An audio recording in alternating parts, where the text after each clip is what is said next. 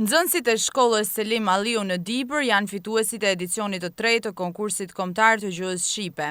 Tema e këtij viti, gjuha shqipe dhe komunikimi qytetar në epokën digjitale, solli në vëmendje sfidat e reja të ruajtjes së gjuhës në kohën moderne. Gara u zhvillua mes 11.000 nxënësve të klasave të 9-ta nga 700 shkolla të vendit. Nxënësit fillimisht zhvilluan konkurset në çdo shkollë për të identifikuar nxënësit me aftësitë më të spikatura gjuhësore. Ata më pas përfaqësuan shkollën në nivele të tjera. Konkursi mblodhi elementë të ndryshëm, duke filluar nga poezitë, pyetjet e shpejta, projektet inovative, të cilat treguan se sa njohuri kanë nxënësit për gjuhën shqipe. Sipas ministres së arsimit Ogerta Manastirliu, ky konkurs i kthyer tashmë në traditë, në një mundësi për të nxitur dashurinë për gjuhën shqipe dhe për të forcuar lidhjen me trashëgiminë kulturore.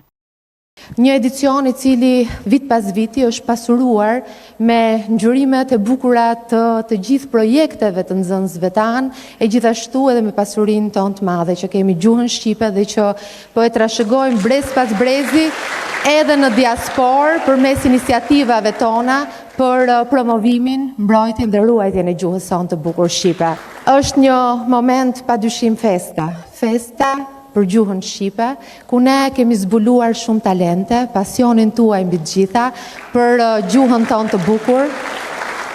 Përmes shumë elementeve dhe komponenteve që ky konkurs na ka ofruar, ne kemi